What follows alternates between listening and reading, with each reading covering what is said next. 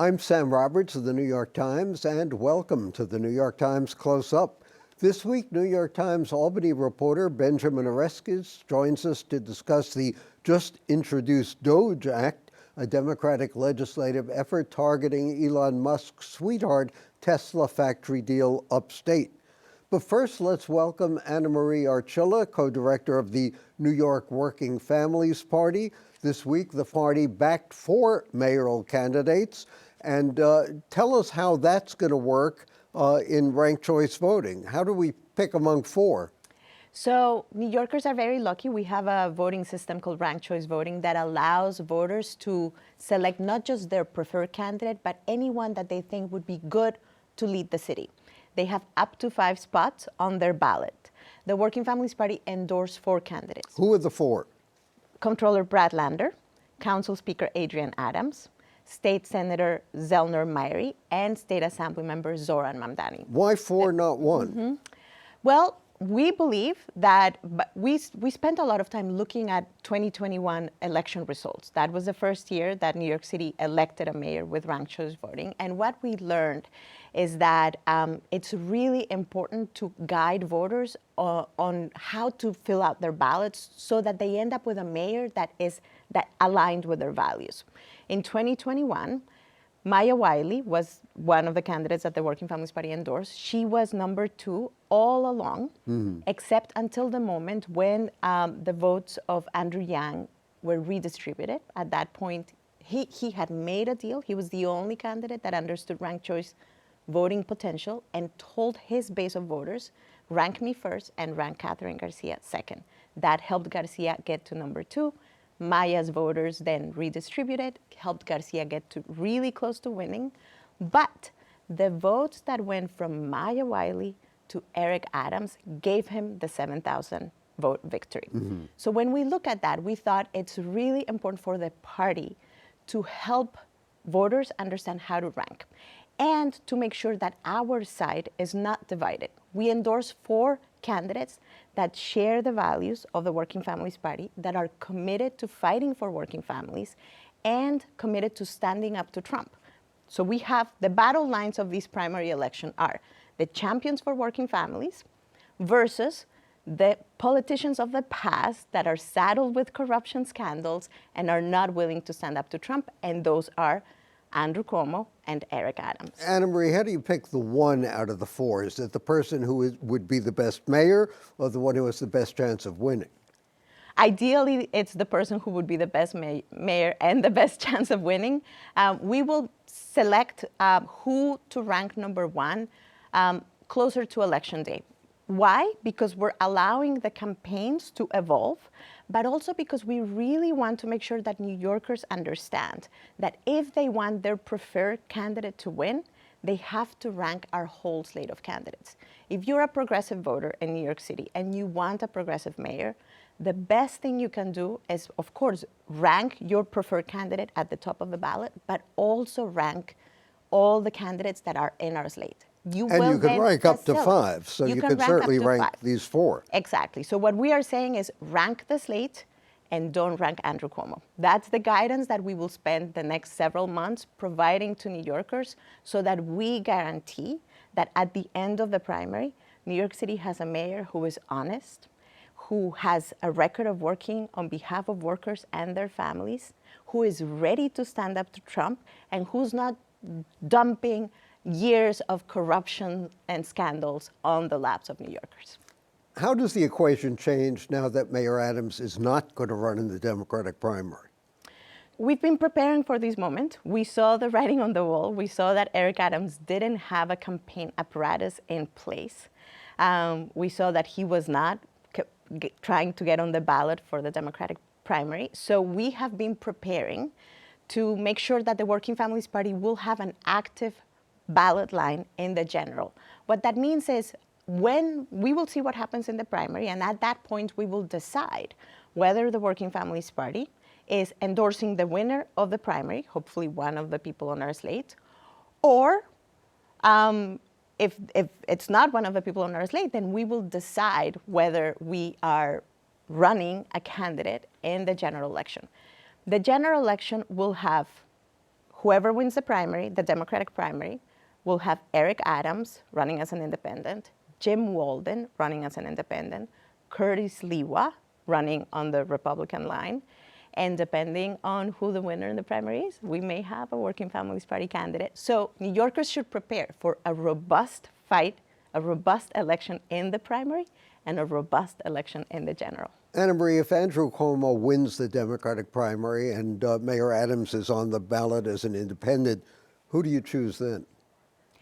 We will, the beauty of the Working Families Party is that we are aligned to a set of values.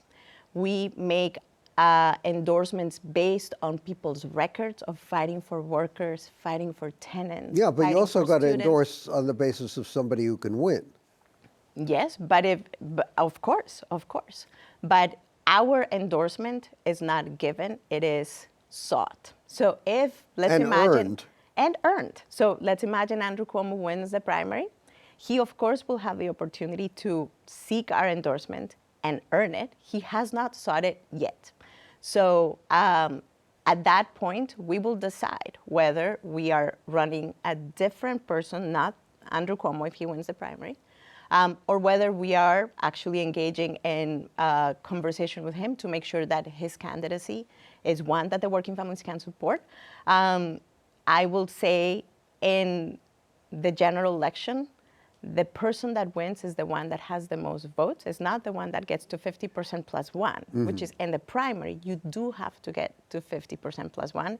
In the general election, it's whoever wins the largest number of votes. Exactly. So we could see. Why is Andrew Cuomo so bad as far as the Working Families Party is concerned? And what would he have to do to earn the support of the Working Families Party? Well, Andrew Cuomo. Or could he win the support?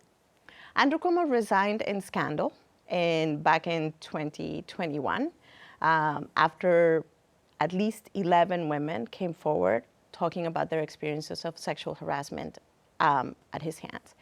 And he had spent almost 12 years leading in a way that we believe was very harmful for New Yorkers. When we look at the mental health crisis in our city, we can trace it back to many of the decisions that Andrew Cuomo made as mayor to essentially as governor, to decimate the infrastructure of mental health services, to defund mental health services. When we look at how impossible the cost of housing is in this city, we can trace it back to many of the policies that Andrew Cuomo promoted that allowed essentially the real estate industry to dictate housing policy in a way that made it impossible for New Yorkers to afford the rent. But most of these decisions were also ratified, in effect, by a Democratic legislature. Yes, we live in a state where the governor has incredible powers. And the governor essentially sets the terms of the debate. And Andrew Cuomo was someone who always sort of facilitated a debate that benefited the largest corporations who use his power in really abusive ways. One thing that people need to know, and you made mention of this in your introduction, is before Trump was making deals with Elon Musk, Andrew Cuomo was making deals with Elon Musk. He facilitated $1 billion deal to build a Tesla factory in upstate New York, a factory that never happened. He gave $1 billion of taxpayer money to Elon Musk, and that money went nowhere. It never benefited New York. So there are lots of things that Andrew Cuomo and Donald Trump have in common. Sexual harassment is one, abuses of power is one, dealing with Elon Musk is one, bullying the people who disagree with him, all of those things. So when you look at that record, and it's very hard for us as a Working Families Party to say, you know what, let's bring that back. That's what New York City needs. We actually believe that New York City needs a leader who is honest, who is transparent, who actually engages with people across difference without imposing his or her demands. And New Yorkers are tired of politics that are divisive, which is why the Working Families Party is stepping into this role of keeping our side united around the common purpose of electing a mayor that will stand with workers. Have New York City voters, residents become more, if not conservative, more moderate, more centrist over the years when you look at, assuming they were ever very liberal, apart from their reputation, if the electorate is moving more toward the center, where does that leave the Working Families Party and its candidates? Yeah, New York City is a very, very big city with different, it's a universe. It's a mosaic of communities that have many shared interests. People want to be able to make a life here. They want to live with dignity. They want to be safe. They want to be able to afford. All of those things bring people together. The Working Families Party is very committed to those things, the things that we have in common. And we really don't think that this moment is about left or right. We think this moment is about how to make sure that the people who are struggling are actually supported by the leaders they elect, and how to make sure that we don't allow the billionaires to keep taking and taking and taking people's labor, people's infrastructure, people's services, and people's leaders. So and to deal with people's fears. And to deal with people's fears. So we want, the reason why we are approaching this election as by saying we are staying united around the idea that New Yorkers deserve a good leader is because that's the only way to address the challenges that people are facing. New York City is one of the most expensive cities in the country. It's one of the most unequal cities in the country. We need someone who will come with real solutions to make housing affordable, to make childcare affordable, to make the trains safe and affordable. And that can only happen if we have a leader that is not cutting deals with the richest few, but actually really committed to representing the broad spectrum of people that live in this city, and who is saying all of us belong here. One of the things that Eric Adams has done that has been so damaging is to actually scapegoat different communities of New Yorkers. Mm-hmm. At the beginning, it was homeless people, then it was immigrants, then it was protesters, and when really he had this incredible opportunity to show that as the mayor of the largest city, you can build a place where people can live with dignity and where people can feel safe, especially in these moments. Very quick last question. The New York Times is no longer making endorsements in local races. How does that affect the equation? We wish the New York Times had not made that decision, because the New York Times as the paper of record has huge influence, and the press also is part of our political ecosystem and needs to guide. We hope the New York Times will reconsider, but it makes an endorsement like ours that much more important, and the endorsement of other leaders that people look up to, like AOC and other important political voices, incredibly important. Thank you for joining us, Anna Marie Archilla, the co-director of the Working Families Party. And coming up next, how has Albany been pushing back on the Trump administration's challenges to New York?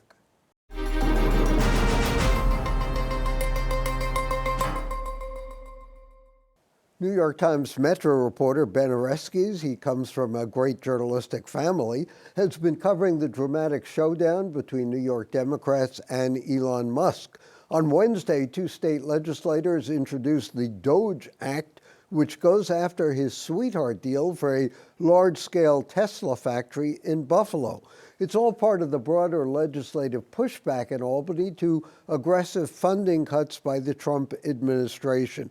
Ben, how far pushback is that actually going, and what impact is it likely to have? Does it alienate Washington, or does it say, hey, we're going to stand up to you? Thanks for having me, Sam. I think you have to look at it through 2 different lenses. One is a political lens, which is about showing voters that they're as angry as, about the actions coming out of Washington, the cuts, the specter of even bigger change. I think the question of whether this alienates Washington is a good one. It's interesting that a lot of these bills came after, Kathy Hochul's efforts to prevent Trump from getting rid of congestion pricing. But again, you said the name of this bill, the DOGE Act. A a lot of these bills are they're not gimmicks, but there is a very much an effort to be showing voters that you care about the things that anger them. And I think this bill fits in that continuum. That being said, this is a lease that is coming up right now. They're talking about renewing it. There's a real consequence if this bill passes, and the audit that they say they will do, shows that it's not been above board. And the bill would hold Tesla accountable, in effect, for the things it promised to do. Exactly, yeah, and sort of the bill calls for sort of an audit of the goals that had been set out, how many jobs were created, whether the subsidies that the state gave, this was like hundreds of millions of dollars. It was a huge deal when it happened, and then later led to federal indictments of, some of then Governor Cuomo's closest aides. But so the audit would sort of look and see whether that money came through and was used for what it was. And if they find it doesn't, they would try to not let them, renew the lease. Ben, Albany grappling with a budget. How is it going to pass a budget not knowing what it's going to get from the federal government, or looking at vast potential cuts? It's a wild moment to be here, as we're watching the budget elapse past its deadline. Legislators are, and the governor are not close. They're still grappling over how to make the policy priorities of Governor Kathy Hochul work. But much of their budget is predicated on these assumptions of getting close to $100 billion from the federal government. At the same time, in Washington, they're talking about trillions of dollars in cuts. We don't know where those cuts are and when they will come. So in Albany, they're pretending like those cuts are never going to happen or won't happen, and have basically resigned themselves to say, we'll come back in September, we'll come back in October, and have a special session and reckon with the consequences of Washington's actions. Not the first time Albany was delusional, right? Certainly not. Though they do have a point. How can the vastness of the subsidies and largesse that comes from Washington, it's really hard to plan and predict where these cuts come from. We get close to $60 billion to fund, the Medicaid program of this state. If you cut $5 billion there, does that not mean that you cut another billion from the education money we get? So the sort of planning is really hard to do unless you have a concrete sense of what's happening in Washington. That being said, there's a political effort to try to blame Washington for things, and I think that is part of why they want to have a budget done, so then they can say, look at the horribleness of what Washington is doing now. Is Albany moving a little more from left to center? When you look at bail, evidence, the ban on face masks, forced treatment for the mentally ill, is there being a shift politically among Democrats? Absolutely. I mean, I think in the policy priorities of Governor Kathy Hochul, you see a moderate Democrat who's from Buffalo, but also a Democrat who's thinking about re-election next year and is worried both by a sort of primary challenger sort of to trying to go to her right, but also a Republican challenger in either Congressman Mike Lawler, the Nassau County Executive Bruce Blakeman. Recall, her race in 2022 was uncomfortably close. She ended up winning by 5 or 6. But so that is all in the back of her head. And much of what she wants and what the legislature has also said they want is about showing voters, particularly in the city, that they understand that crime on the subways is unacceptable, that what's been happening on college campuses, points to this disorder in public life, and that I think that the politicians here know that they can't be seen as too far left, and you're seeing that particularly in the conversations around reforming the discovery rules. These are big policy push from district's attorney in the city, and they want to be seen as helping them. She ran into a lot of criticism for not taking more action against Mayor Adams after he was indicted. Does it turn out now that, at least politically, she may have done the right thing? It's hard to say. I mean, I have found her sort of grasping for a way to look strong and like she's caring for the city. Her big point has been that throughout all of this, she's been in touch with the city bureaucrats, the people truly running the city, the deep state, if you will, and has really made sure that they have their hands on the wheel. She talks a lot about how she helped get NYPD Commissioner Jessica Titian to place. but she made a big point of saying how uncomfortable she was by this power that is really only given to her, the ability to, give charges to the mayor and remove him. I think she'll look at this moment and say, to some extent, she's vindicated that, his lack of popularity, his inability to run in the Democratic primary, the tall order that it will be for him to win re-election, as vindicating her view of it. That said, a lot of people really hate the mayor and really feel like he's doing bad things for the city on a day-to-day basis, and there's an urgency that needs to be there about getting rid of him. She just wouldn't go there, and that kind of speaks to her moderation and her low C conservatives. Does it The make it idea. easier for her to go there in November because he's running as an independent and skipping the Democratic primary? Or does that depend on who wins the Democratic primary? I think it depends a little bit on who wins the Democratic primary. I think the dismissal of the federal charges against Adams will make it very hard for her. So much of her justification for removing him was dependent on him being convicted of crimes, essentially, and more evidence emerging that he had been in this quid pro quo with the feds around immigration. I think unless much more information comes out that shows that he was in cahoots with Trump and his team, I find it hard to believe that she would remove him. Where does Andrew Cuomo stand now in terms of his reputation in Albany? He was the governor. People thought he was a reasonably good governor. Obviously, there were some screw-ups involving COVID in the nursing homes. He had some problems in terms of the women who accused him of sexual abuse, or not abuse, but harassment. What's his reputation now, and how is that going to affect his mayoral race, do you think? It's a great question. Andrew Cuomo looms over every conversation in Albany right now. One, because he spent so much time here, obviously as governor, as attorney general, working for his And father. as son of the governor. Exactly. His just, he both through fiat and fear lives in the minds of many of these politicians, many because they hated working with him when he was governor. That's a discontent that's voiced mostly quietly. When you ask Speaker Carl Hastie or Majority Leader Andrea Stewart-Cousins, they will say, he's entitled to run the race that he wants, but there's quietly a recognition of how bad he was to work with. That, and then also that much of his ability to demean and torture the mayor of New York City was based on his power that the governor has. The governor has a lot of power over the subways, over funding for everything from schools to the police, and he really inserted himself.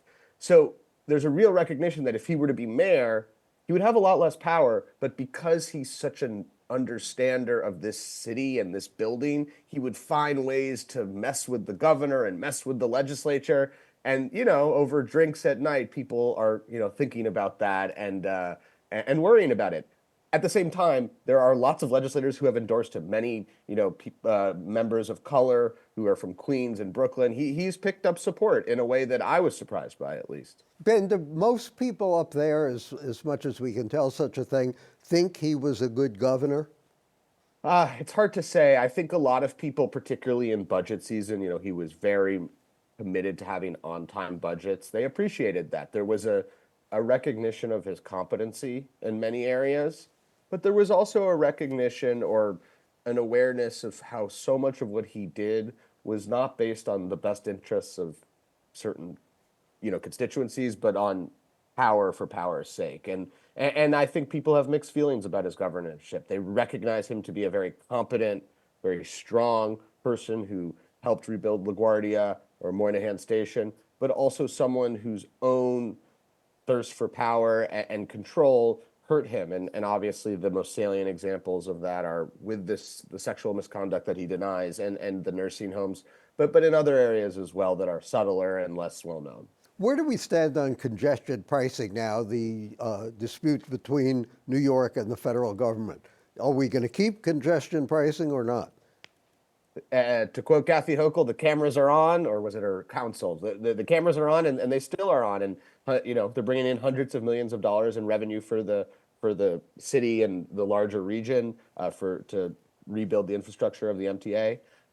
They are in federal court trying to negotiate their way through a very complicated legal case. We have not heard more from the feds. They keep giving them new deadlines where they're like, by this date you have to turn it off or we're going to revoke this funding. They keep pushing back those dates.